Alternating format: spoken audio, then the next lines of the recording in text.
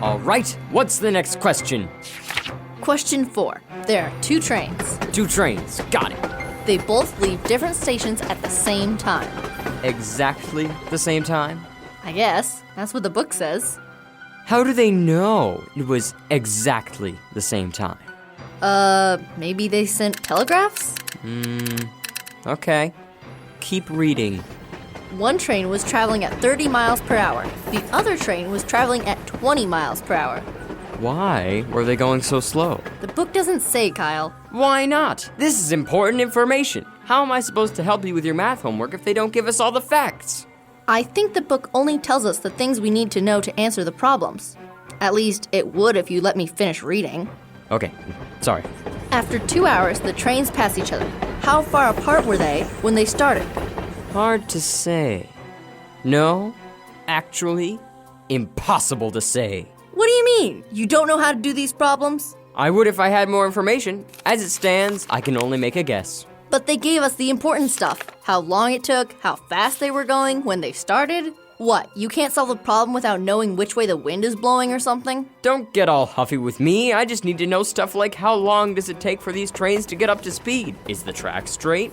Did they make any stops along the way? Do these things matter? If you want to get the answers right. Great. Now I'm even more confused than when I started. Maybe they have more information in the back of the book. I don't think that's how it works. You never know. Well, while you look, I'll be listening to the radio. How's the homework going, Carson? Well, it's gone better, Mr. Jacobs. Tough questions this time? Nah, they're just about average. Kyle's making them a little more confusing, though. Kyle? Yeah, he said he'd help me with math, but so far, he's only helped me realize how much easier it is to do stuff by myself. Well, it's a good thing you have my help. These are really tricky ones here. What seems to be so complicated about them? It's these word problems. They don't give us enough information. Like this one.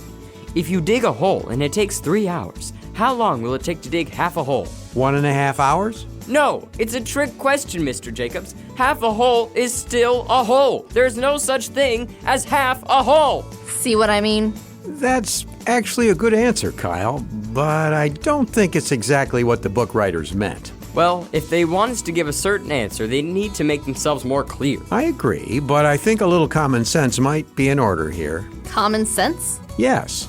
Common sense is when we use wisdom to figure things out that haven't been made clear. Like what? Oh, for instance, there might be something like a sign that tells us to stay off the grass somewhere. That's a pretty straightforward rule, but common sense tells us why it's a rule, and that some people might have permission to walk on the grass.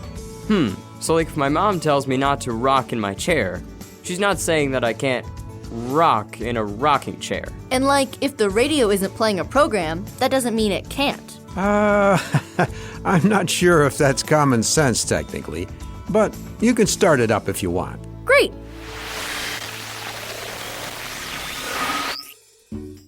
Looking thoughtful, Kyle? Yeah, I was thinking about what we were talking about earlier. You know, common sense. Yeah? It just reminded me of times my mom has told me to do stuff, and I couldn't understand why. Even when you try to use common sense to figure it out? Yeah, I don't know. Some things are easy to understand, like brush your teeth every night. That's easy. Don't want to get cavities. But what about the times when you're at a friend's house and she tells you it's time to leave, but she really means it's time to stand by the door while she and my friend's mom talk for half an hour? Oh yeah, I'm so glad I'm not the only one that doesn't get that. That can be a little confusing. So I guess what I'm asking is, if you don't understand why your mom tells you to do something, do you still need to do it? Interesting question. Yeah, if you don't understand, then it doesn't make much sense to obey. Let's look at what the Bible says. In Titus 3, it tells us that we need to, among other things, obey those who have been put in authority over us. Authority? He means people who are in charge. You know, teachers, police officers, mayors. And parents? Yeah, I guess. That's right. In Hebrews 13, it tells us that these people have been put in charge to take care of us, and we need to make it easier for them by not being stubborn. A mom's job is to teach, protect, and provide for her kids, and sometimes that means asking us to do things that we might not understand. So even if we don't understand what our moms are asking us to do, we need to do it. Right. Okay, But what if our mom tells us to do something wrong? Your mom tells you to do that? I said, what if, Kyle? That's a bit trickier. But there's verses in the Bible like Acts 5:29 that tell us that when it comes to obeying people or obeying God, we need to choose God. On the other hand, in Matthew 23:3, Jesus tells us that we need to obey people that are in charge even if they aren't living for Him. I'm confused. Yeah, I'll need to read those verses and try to figure out what they mean. Well, speaking of obeying people in charge, I need to get back to my homework. Do you still need help, Carson? I think I've got it, Kyle. All right. Well, I'm going home. You know where to find me if you change your mind.